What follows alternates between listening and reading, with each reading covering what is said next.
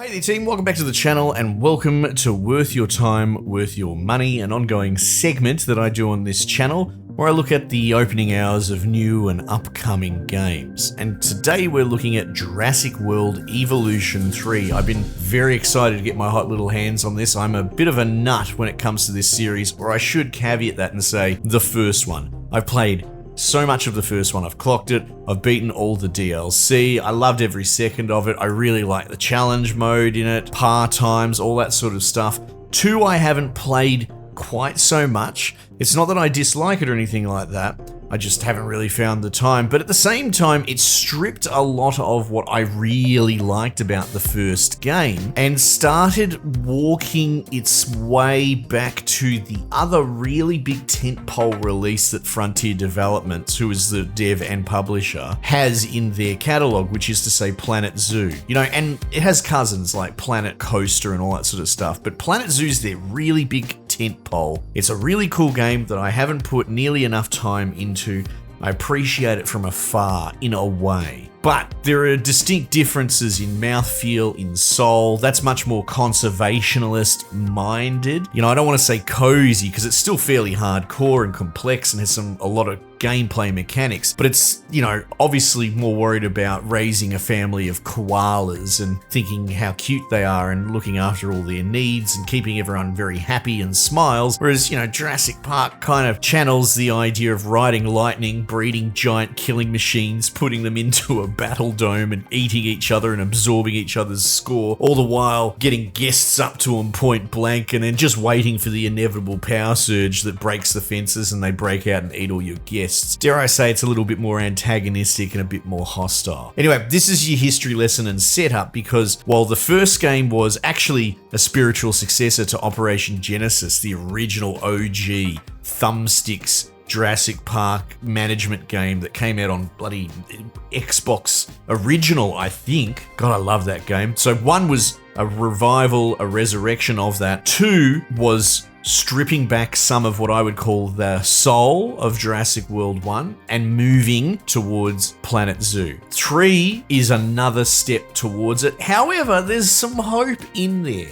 Namely, there's a campaign in here, and it does seem to have star-rated areas and have me hopping back and forth between them, which is a bit more of a throwback to the first game. They stripped a lot of that out with what they called chaos theory, I think, in the second game. Again, I haven't played a huge amount of the second game. I've chipped away at it over the years and all that, but again, one of the things that really hurt my soul was how they kind of ripped the guts out of that progression system. To give you a quick idea, the idea was that, in a way, it had like a Metroidvania island hopping loop in the first game where you'll get your island up to X stars, and that's a balance between keeping visitors happy and dinosaur breeds healthy and varied and that sort of stuff, right? However, you're not going to get 5-star on your first island. You're probably going to get 1 or 2 stars, but once you do that, that'll unlock a different island and that'll have storms or high power usage, or, you know, it'll have its own unique thing. So you jump to that island, you get a few stars in that. That unlocks some more research or better dinosaurs. Then you jump to another island, and then maybe you jump back to the first one and you can push another star up now that you've unlocked it. So there was this back and forth progressions. Very clever, very addicting, and they kind of abandoned it whole cloth in the second game, being that what little campaign there is very little. Now, I don't know how long the campaign goes in this. I wouldn't be surprised, honestly, if it takes the path of the second game and is very short. But so far, it's entertaining, and it looks like maybe, a boy can dream, it's actually going to let me sort of island hop back and forth, pushing up star levels. It is cool to see the cast of characters that they've developed. You know, you've got your Ian Malcolm's kind of the core of these video games, and he's still here. But Cabot Finch has become a favorite of mine, and he's the sort of jovial, but also the face of the bad corporation. But instead of torpedoing him and turning him into a comic villain, they've kind of made him a bit of a heart of gold goofball, and he's like helping running things. Anyway, all the B characters like Dr. Doer and all that, these characters that they just made up for the first game that's carried through all the games are still there. Adds a lot of life to it. But yeah, in many ways, I can see this being more of a Planet Zoo surrogate, and I wonder at what point do we have a crossover, or is Jurassic Evolution 4 just a reskinned Planet Zoo. I'm not trying to be cynical, and this might be really good news for some people, but as covered, and not to go too circular, each step you take towards your other existing franchise that is known for what it is, and, in turn you move away from the original recipe of this, I feel like you are losing a little bit of the soul.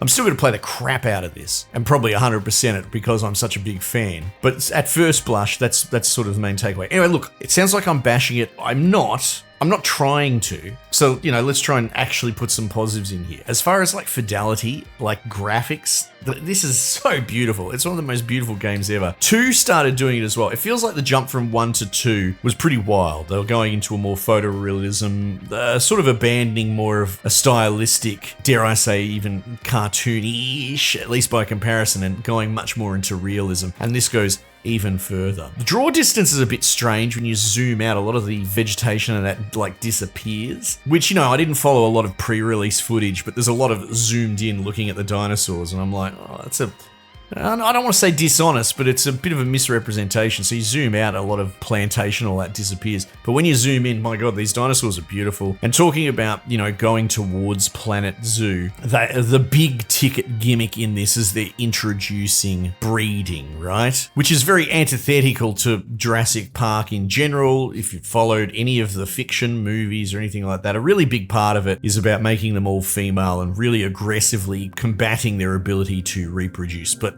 life finds a way. So I guess in the current canon of the movies, they're kind of losing the plot now. They're aggressively actually looking at breeding them in the wild as opposed to lab produced. And this is a big part of Planet Zoo, from what little I played of it back in the day. Bred in captivity and wild creatures and all that sort of stuff. So this is going towards that. So it can't be understated how cute the little dinosaurs are. Oh my God, right? I am like a very stoic, hard, frosty, cranky, you choose your words, whatever you want to call it. But like, it takes a lot to melt this heart. But watching these little things dance around and nudge their parents, and that is like, oh my goodness. It's so cute. It'll melt me, it'll melt you. And from that, you're sort of trying to get more natural born dinosaurs. To what end? I think if you raise juveniles up, you get like big bonuses and that sort of stuff. So there are gameplay mechanics there. Anyway, so structurally, there's the campaign. I don't know how long that goes. Part of me is hoping it's a return to form of the first game and it carries the day. Another part of me wouldn't be surprised if it's disappointingly short, just like the second game, because that's the pattern that they've set. And clearly, this is very much a sequel to 2 as opposed to being sequel to 1, if that makes any sense. Even from like the splash art on the loading screens and all that, a lot of it just looks like 2. Cynically, you might even be able to say this is kind of Jurassic World 2 plus 2.5. There's a few things that miff me beyond the campaign. One, we have a challenge mode now, and I really wish they just used different terms, right? Because you had a challenge mode in the first game, and what that was is that you'd load up pretty much the islands from the game. You'd set difficulty, which would be constraints, income, blah, blah, blah, fail rate, whatever. And that would give you a par time in like hours, right? Par time to get to 5 stars for your park, bloody 6 hours, something like that. I liked that actually. It really opened up a challenging, longer form way to play the game. You press the button and you go, right? Because I'm not a huge sandbox freeform mutators person. I'm happy for that stuff to be there, but it's not really for me. So the challenge mode in this are what you could probably best be called little vignettes. I'm happy that they're there. Again, they should call it something different because it's not what the original challenge mode was. And I gave one a go, and you're sort of driving along on a Ranger vehicle taking photographs of all these different species, and depending on the difficulty, they have the same difficulty settings, so you can put it on hard or Jurassic. You have to beat this little mini scenario, race against the clock to take photos of all these dinosaurs. Don't get me wrong, I like the mode. I do. I really do enjoy it. But where is the original challenge mode? Where is the actual challenging game core loop for someone like me, especially if you're going to maybe take the campaign office, because that's what it used to be. So then we've got Sandbox.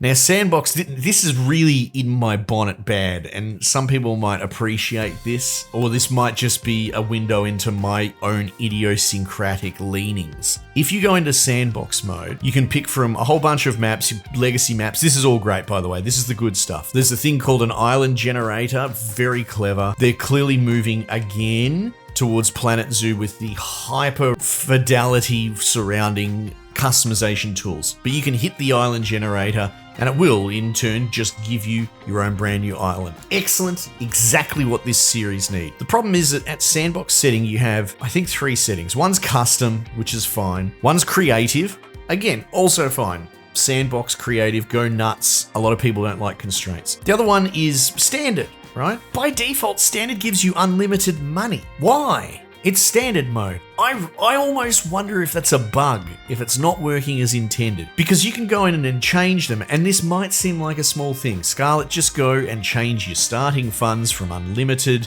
to high, or low, or 0. I wonder how you go if you set it to 0, if you just immediately fail. Why would they have that setting there now that I think of it?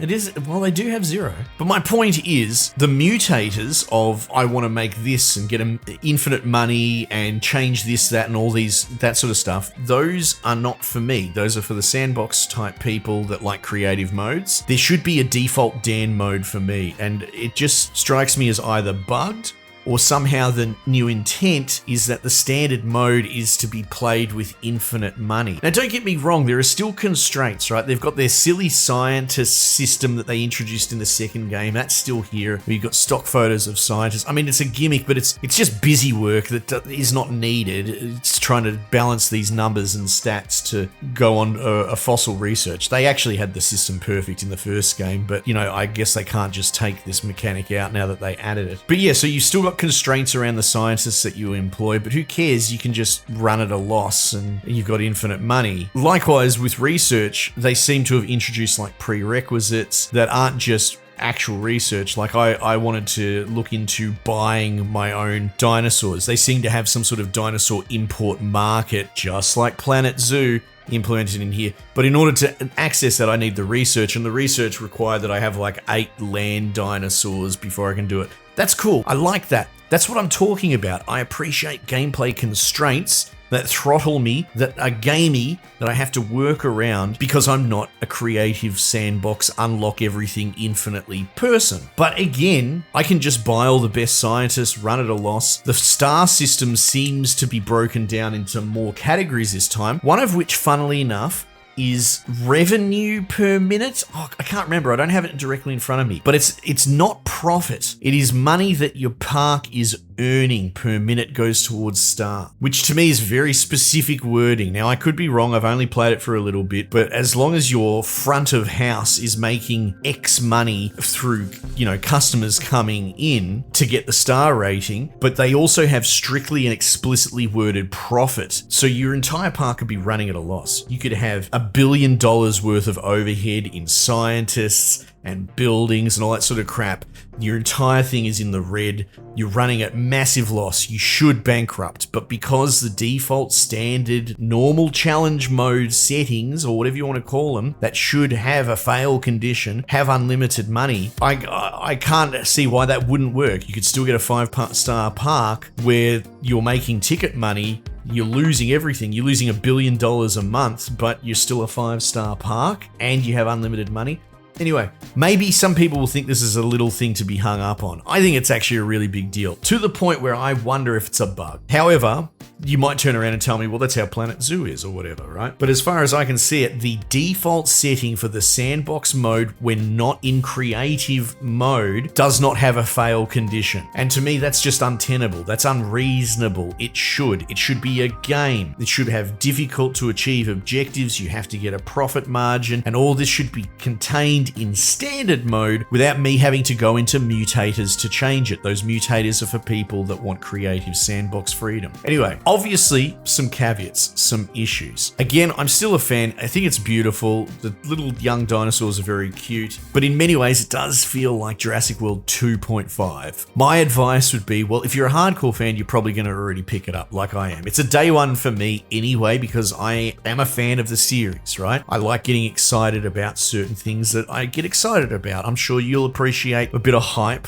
now and then as well. But if you're not on that train, if you're not sold, maybe you're younger, you didn't grow up with the original Jurassic Park movies or Operation Genesis, I would honestly suggest pick the first game up. It's probably on sale in tandem with this release. Start there, play that, play all the DLCs, Clock that. There's dozens and dozens of hours in there, and I tell you now, as someone who went back and played it last year, it still holds up excellently. And then beyond that, consider if you want to go into 2 and into 3. Okay, that's enough. I've said my piece. Now I'm going to go back and play some more. Team, might just leave it there for the time being. I'll catch you guys on the next one.